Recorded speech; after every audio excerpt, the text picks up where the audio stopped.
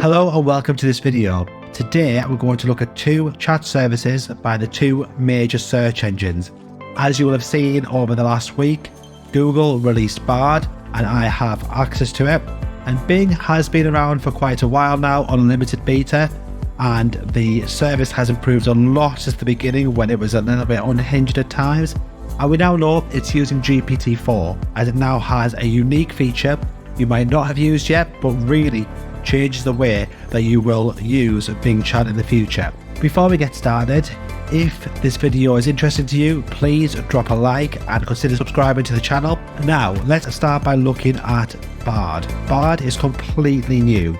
Bard has been released this week. It is built on Google's Lambda model, which is the model that made one person who worked at Google believe that it may have achieved sentience. If you've been keeping an eye on the recent announcements and studies on GPT-4, you will have noticed some really interesting conversations about the possible sparks of artificial general intelligence, and also the theory of mind concept, which considers that GPT-4 may be getting closer and closer to human level intelligence.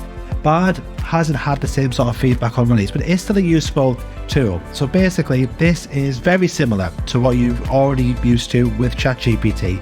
But one thing I think they've made a mistake on is it thinks about it first and then writes you a response. Now, what's in some ways disappointing about that is one of the most interesting things that was attention grabbing when the AI services first came about is when you'd write something, and Bing, unfortunately, is a little bit slower than some search engines, but when it does start replying to you, it types it out word by word. It's something really unique about it. It's like someone's thinking and replying to you in real time. It's like a conversation, while just getting the response straight away is not great. What's interesting as well, though, is there's 3 different drafts that have been written there, which shows that this model, it does not just respond spontaneously straight away like Bing and Chat-GPT does, but it takes one idea and then it builds upon it. And that's quite interesting because that is meant to really give it better responses. But one thing many people have noticed when you look at Bard compared to Bing or Chat-GPT is it just isn't as good. So if we have a look here, we'll wipe this off and we'll get some topical and recent news subjects to have a look at what's going on. I've been generally writing about Middlesbrough on these Middlesbrough Football Club on these videos. So what we'll do is we'll say, what is the current status of Middlesbrough FC's championship season? So what we'll do here, we'll copy that, we'll send it off to Google, and we'll also send it off to Bing, and we'll have a look. So if we look on there, they're currently 6th prize of 22 games. They've won 7, drawn 11, and lost 11. That the goal difference I think is correct. However, if you take a look here, look at the draft, it's got it around the age time. It started looking at 8th and then moved up to 6th. We Google it, then what we'll do is we'll see that actually the club is in 3rd. Bing has not actually given a response as to where they are in the table. However, what they have done is it's up to date. It has said there they're currently in promotion contention. That's true, and those are the fixtures coming up. If we ask it a follow-up question, what are the chances of promotion? Send that off, and then we send this same thing off to Bing, and we'll see what they respond with. So a 38% chance according to 538. They have actually now got it right here, that they're 7 points behind Sheffield. Well, that's true too as well. They're currently 3 points behind Sheffield United. So it does look a little bit as though it's quite far behind. Can't predict the future, so that is about right. And we look here, who are the key players, and we'll ask the same question to Bard and see what Bard comes back with. So as we see here, when it comes to accuracy, Bing just seems better. Now, this is where it's out of date. So this is about right for 2021. So it looks to me as if it may have taken this either from an outdated website, or it may have taken it from its training data, which was from September 2021. So these were all players that were in the squad last season. I would question whether Grant Hall or Manon Piero were key players last season, but certainly at the beginning of the season, they were expected to be key players. So if it was September that was taken from, maybe it was right. We look here, and again, this is a bit more up to date, strangely enough. So look at Watmore, who has left now, but has been this season. I don't think he's got 11 goals though. But Howson and Lenihan and Giles have absolutely been. There's something a bit funny there. And Neil Warnock isn't the manager of Middlesbrough FC, and when he was manager, neither Lenihan nor Giles played for the club. If we look, so if we go back to the beginning on here, so what's interesting there, if you look at the accuracy, neither was 100% accurate, but Bing was more accurate. Now it is thought that Bard does have a connection to the internet, so it may have, maybe pulling information from online. However, it's not as clear as Bing is as to whether it is doing that.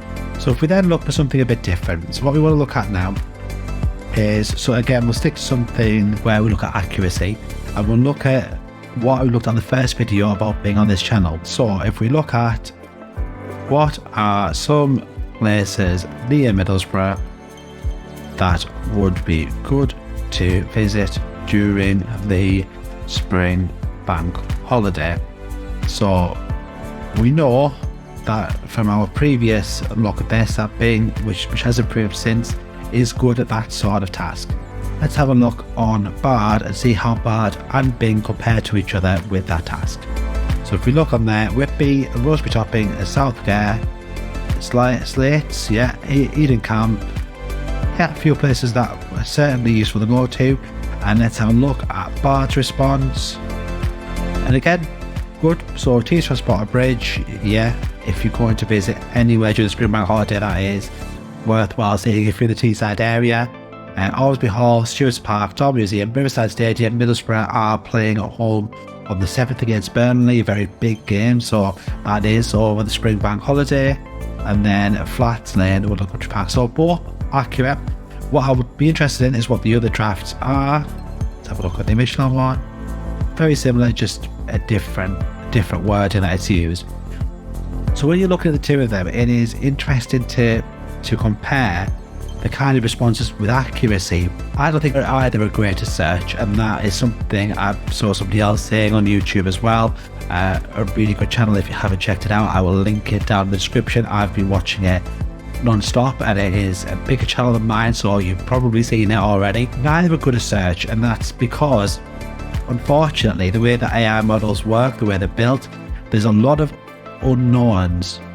Some of the mistakes, we don't know quite why those mistakes are being made, because once it starts training and it puts all the different data points together and finds the connections between them, there's so many connections that it isn't realistic for humans to understand where the mistakes come from and why these hallucinations are happening.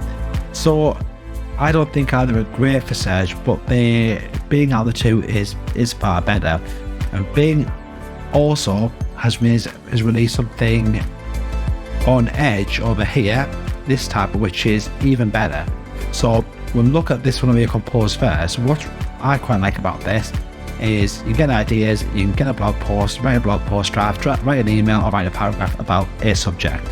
So this here is very, very similar to a lot of the tools that are out there already that people pay for. So if you aren't already paying for a service, this here, free of charge on Bing, can write you out emails, blog posts, and all sorts, which is interesting when you consider that the API was there to really allow business to build on it and to come up with ideas and see how it can be used. And now it looks as though the investors are looking to leverage this to offer a free service, which will drive more people towards Bing. So if we ask it to ask a friend for advice about a new television, what we'll do as well is in the same token we'll send that casual and we'll write that, and while it's writing that we will also ask the exact same question to Bard and see how Bard does. Please write a friendly email to ask a friend about advice about a new television. So in the bottom corner there, got the email being written. It's quite a long email, as I asked it for a long email, so there we go. That to me, I think is a really, really good. Although, how on earth could it possibly know that it's old and it hasn't got a good pitch quality in my TV? To be fair, I've been trying to get a new one for a long time. But it does have smart features built into it, and it's also it's quite interesting that it's come up with ideas. But if you look here, and this one against on both, and this is where the problem is with asking AI to write emails. It's just, unless you give it all the information anywhere, it just makes things up. So for a start, how does it know I'm looking for something that's 4K? I don't want a 4K TV. I don't want, how does it know I want something affordable? I might want to spend a lot of money on the TV. How does it know that the friend is a TV buff? But again, and it's the same with the other one, the other email, both just don't write what you ask it to write. And that's unless you give it all the information. So for emails, I don't think either really does better than the other. But I think Bing's email is a bit too long. Maybe that was my fault. It's quite a short email. See how that does. And then you look at the third draft, there's an interesting one. It's come up with what it thinks I want to spend. I definitely don't think I'd want to spend around $1,500 on a TV. But then if you look here on the short one, again, it's guessing that what I want. That is the one thing I suppose with the AI models, that you do have to give it a lot of information, and also it's made up a name, Sam. I didn't say anything about a Sam. But we'll go to what I think is probably the most interesting new feature on Bing. If we bring up the Middlesbrough Football Club one, and this here on Chat is that you can get information about the web page that you're on. So if you, for example, right here, please summarize the current website. What it'll do is look at the screen, and it will then write a summary of the information on there. I'm not 100% sure exactly what information it takes from it. How much is it? Just a part of it? Is it a lot of it? Is it the whole of the page? But it summarizes the page. And then what we can do is right here, what are some of the notable players. Now that may use the page, or it may search the internet. But what I really like about this feature is, if you are looking to use Bing to summarize an article and get some information you want to choose for your website or for your blog post, you can get a page up that has a lot of information about a subject. You can summarize it, and then what you can do is use that information. There we go, let's give you some takeaways from the page there.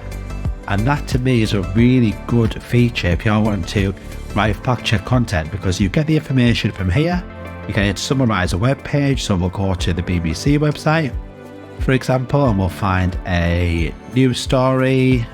Look at this massive asteroid one that I read earlier. We'll start a new topic, and there we go, there's a takeaways to that page. That is great if you're wanting to do some research for an article, because it will save you having to read the whole website. It will just summarize it for you. And that to me is a really good feature that shows how far ahead Bing is from Google at this minute in time. So we've looked at a lot here. I think it's very clear that Bing is, out of the two services, I think Bing is very clearly the one that's furthest ahead. I'd recommend to use Bard, because the more that people use it, the better it is going to get. But I would say that at this minute in time, Bing is just so much further ahead that if you wanted to use it for any projects or any services or any, for writing, research, it's just better. So I don't think about a year ago anybody would have thought that people would be saying to use Bing or anything Bing over anything Google, but that's where we are today. That is the end of this video. Again, like I said at the beginning, if you have enjoyed this video, if I've given you any value at all, please subscribe. There's videos every single week about AI and subjects about prompt engineering and all sorts of interesting AI related subject. And please drop a like, it helps the algorithm, and drop a comment below if you have any questions about anything we've covered today. Thank you for watching, and I'll see you next weekend.